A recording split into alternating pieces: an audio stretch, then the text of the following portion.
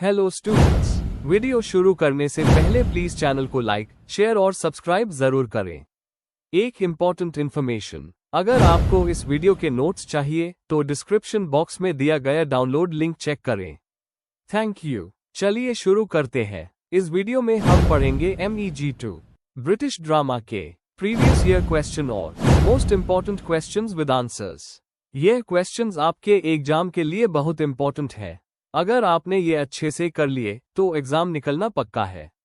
Let's begin. Question 5। Examine the dramatic concept of tragic flaw with reference to Elizabethan tragedy. Question explanation. इस question में हमें tragic flaw का मतलब समझाना है, खासकर एलिजाबेथन ट्रेजेडीज के कॉन्टेक्स्ट में। हमें बताना है कि एक ट्रैजिक हीरो का डाउनफॉल उसके अंदर के किसी वीकनेस या गलती के कारण कैसे होता है। इसके लिए हैमलेट, अथेलो, मैकबेथ और किंग लियर जैसे प्लेस के एग्जाम्पल्स देने हैं और दिखाना है कि ट्रैजिक फ्लॉ से ट्रेजेडी का मोरल और इमोशनल इम्पैक्ट कैसे बनता है। आंसर। इंट्रोडक्शन। ट्रैजिक फ्लॉ या हमार्टिया एक ऐसा कॉन्सेप्ट है जो ट्रेजेडी का मेन फाउंडेशन माना जाता है। ये टर्म एरिस्टोटल ने अपनी पोएटिक्स में दी थी, जिसका मतलब है हीरो की कोई वीकनेस या गलती जो उसके डाउनफॉल का रीजन बनती है। एलिजाबेथन ड्रामेटिस्ट्स जैसे शेक्सपियर और मार्लो ने इस कॉन्सेप्ट को और गहरा बना दिया। इनके हीरोज के अंदर एम्बिशन, प्राइड, जेलसी जैसे इमोशंस मिलते हैं जो उन्हें ट्रेजेडी तक ले जाते हैं। ये कॉन्सेप्ट ह्यूमन नेचर की रियलिटी को रिफ्लेक्ट करता है। Main body. 1। ट्रैजिक फ्लॉ का ओरिजिन और मीनिंग। एरिस्टोटल ने हमार्टिया को डिफाइन किया था एक एरर ऑफ जजमेंट के रूप में। ट्रैजिक हीरो एक नोबल इंसान होता है जो पूरी तरह से गुड या बाद नहीं होता, लेकिन अपनी एक गलती या वीकनेस के कारण गिर जाता है। इस फ्लॉ के थ्रू ऑडियंस को पिटी और फियर दोनों फील होता है, जिससे कैथार्सिस होती है। एग्जाम्पल, ईडिपस रेक्स में ईडिपस की फ्लॉ उसका प्राइड और इम्पल्सिवनेस है, जो उसकी विनाश का रीजन बनती है। 2। एलिजाबेथन ट्रेजेडी में ट्रैजिक फ्लॉ। एलिजाबेथन पीरियड के राइटर्स ने ट्रैजिक फ्लॉ को ह्यूमन और इमोशनल बना दिया। शेक्सपियर ने हीरो के अंदर के कॉन्फ्लिक्ट पर फोकस किया, जहां उसके इमोशंस और मोरल स्ट्रगल दोनों दिखते हैं। इन ट्रेजेडीज में हीरो एक नोबल इंसान होता है जिसका डाउनफॉल ऑडियंस को डीपली अफेक्ट करता है। एग्जाम्पल्स, हैमलेट उसका फ्लॉ है ओवरथिंकिंग और इनडिसीजन। मैकबेथ एम्बिशन और ग्रीड। अथेलो जेलसी और lack of trust. King Lear pride और ईगो। ये फ्लॉस पहले हीरो की स्ट्रेंथ लगते हैं, लेकिन धीरे धीरे उन्हीं से उनका डाउनफॉल होता है। 3। फेट और फ्री विल का कनेक्शन। एलिजाबेथन ट्रेजेडीज में हीरो का डाउनफॉल सिर्फ फेट से नहीं होता, बल्कि उसके अपने डिसीजन से होता है। ट्रैजिक फ्लॉ और डेस्टिनी दोनों मिलकर एक इमोशनल कॉन्फ्लिक्ट क्रिएट करते हैं। शेक्सपियर के हीरोज अपनी गलती समझते हैं, पर अपने फ्लॉ से बच नहीं पाते। एग्जाम्पल, मैकबेथ जानता है कि डंकन को मारना गलत है, लेकिन उसका एम्बिशन उसे कंट्रोल नहीं होने देता। यहां मोरल और डिजायर का कॉन्फ्लिक्ट ट्रेजेडी का मेन बेस बनता है। 4। मोरल और इमोशनल इम्पैक्ट। ट्रैजिक फ्लॉ का मेन पर्पस होता है दिखाना कि ग्रेटनेस बिना मोरालिटी के डेंजरस होती है। इससे ऑडियंस के अंदर पिटी और फियर दोनों इमोशंस उठते हैं, जिससे इमोशनल प्योरिफिकेशन होता है। एलिजाबेथन प्लेराइट्स ने इस कॉन्सेप्ट के थ्रू इंसान के अंदर के मोरल स्ट्रगल और डिवाइन जस्टिस को दिखाया। हीरो का डाउनफॉल आखिर में एक मोरल बैलेंस रिस्टोर करता है। कंक्लूजन। एलिजाबेथन ट्रेजेडी में ट्रैजिक फ्लॉ एक सेंट्रल आइडिया है जो हीरो के डाउनफॉल का रीजन बनता है। ये दिखाता है कि इंसान कितना भी ग्रेट हो, उसके अंदर एक वीकनेस होती है जो उसकी विनाश का कारण बन सकती है।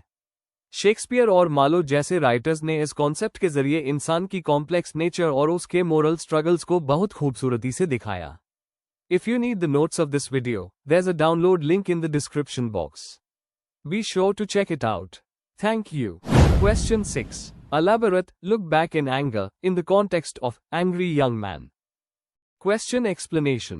इस क्वेश्चन में हमें जॉन ऑसबोर्न के play look Back in anger को एंग्री यंग मैन के कॉन्सेप्ट के कॉन्टेक्स्ट में समझाना है। मतलब हमें बताना है कि एंग्री यंग मैन कौन थे, उनका गुस्सा किस चीज के खिलाफ था, और जिम्मी पोटर का कैरेक्टर उनके एटीट्यूड और सोच को कैसे दिखाता है। आंसर। इंट्रोडक्शन। जॉन ऑसबॉर्न का play look Back in anger 1956 British theatre के लिए एक रेवोल्यूशनरी मोमेंट था।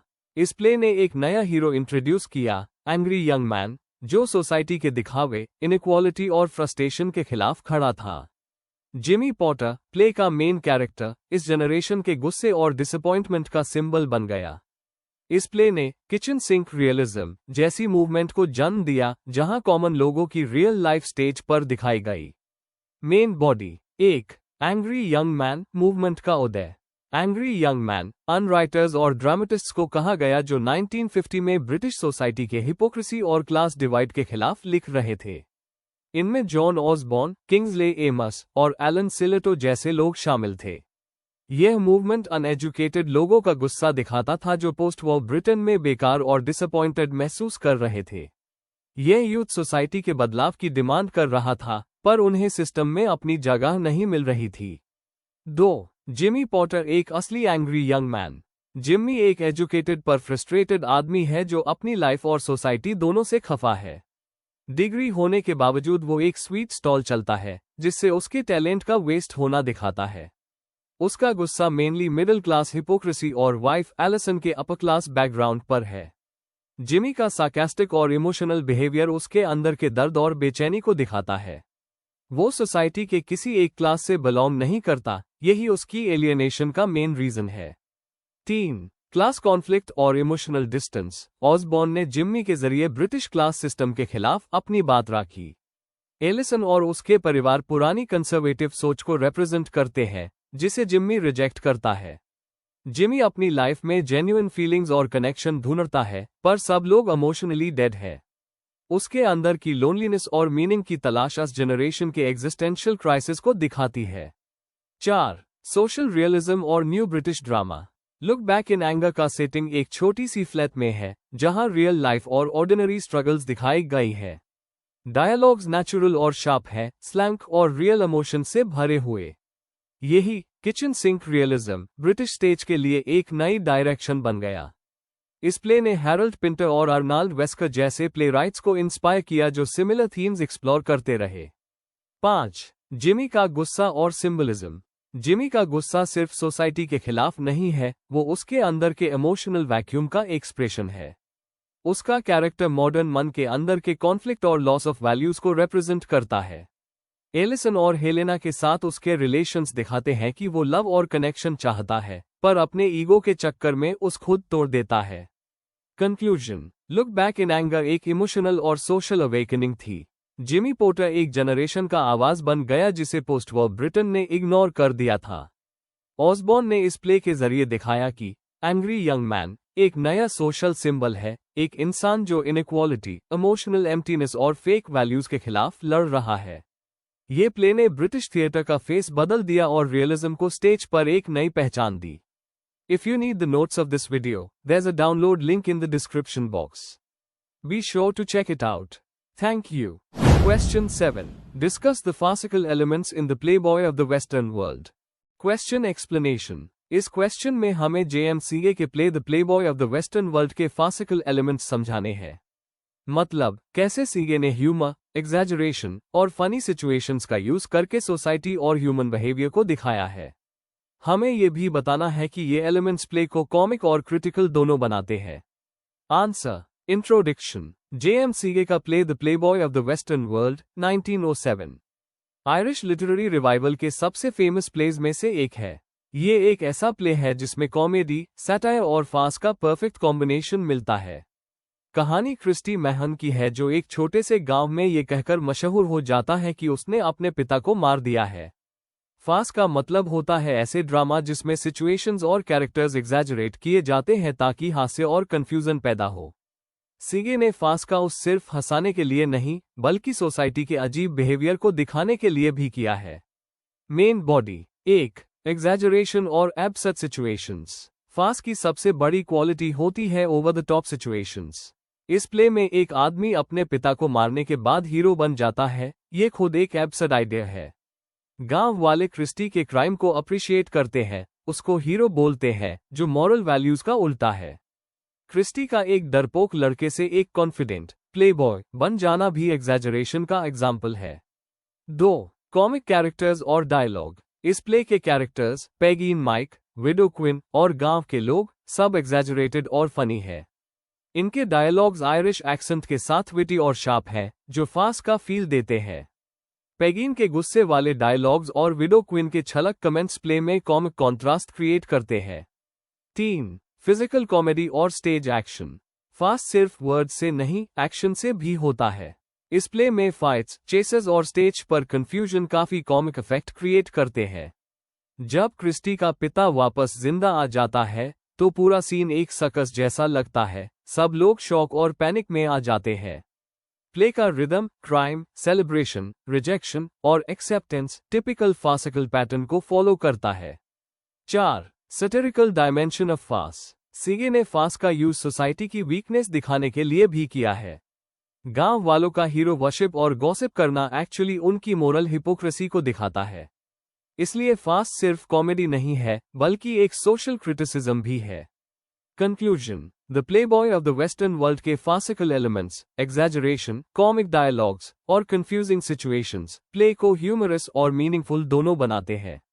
सीगे ने लाफ्टर के जरिए सोसाइटी पर कमेंट किया है, जिससे प्ले एक डीप मैसेज देता है। ये फार्स सिर्फ कॉमेडी नहीं बल्कि एक मिरर है जिसमें हम अपने बिहेवियर को देख सकते हैं।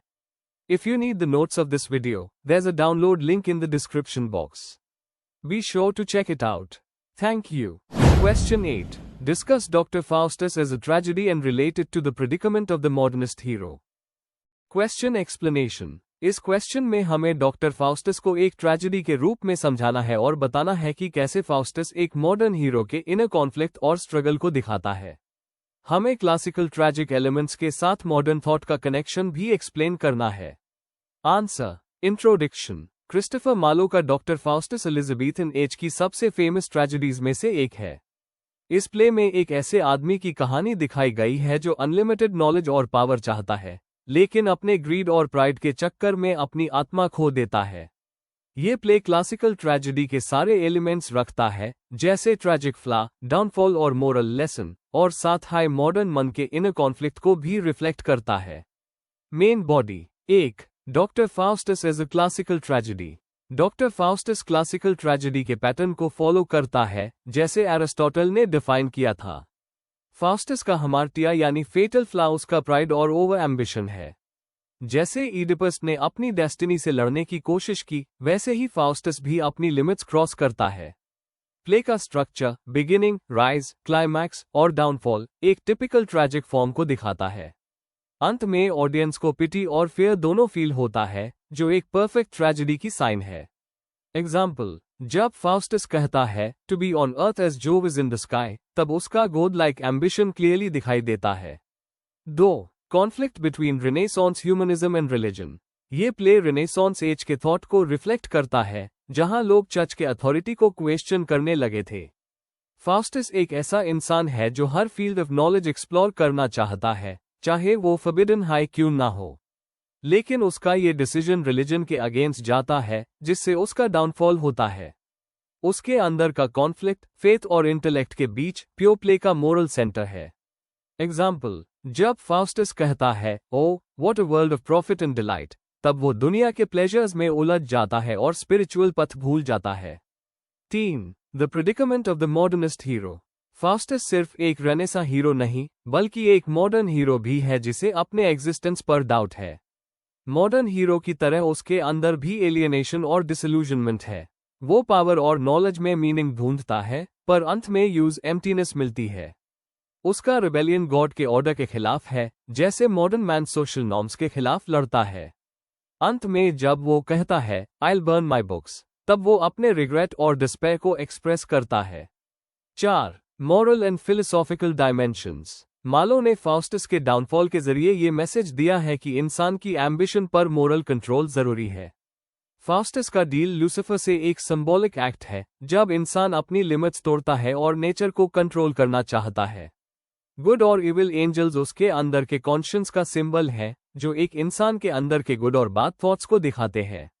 ये प्ले एक फिलोसॉफिकल वार्निंग है, फ्रीडम बिना मोरालिटी के डिस्ट्रक्शन लाती है। कंक्लूजन। डॉक्टर फाउस्टस एक ऐसी ट्रेजेडी है जो क्लासिकल और मॉडर्न दोनों वर्ल्ड्स को जोड़ती है। इसमें एरिस्टोटल के रूल्स भी हैं और मॉडर्न एग्जिस्टेंशियल स्ट्रगल भी।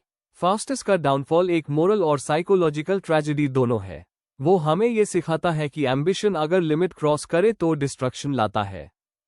Before we end, please like, share and subscribe the channel for more such study materials and one important information अगर आपको नोट्स चाहिए तो डिस्क्रिप्शन बॉक्स में डाउनलोड लिंक दिया हुआ है, जरूर चेक करें। Thank you.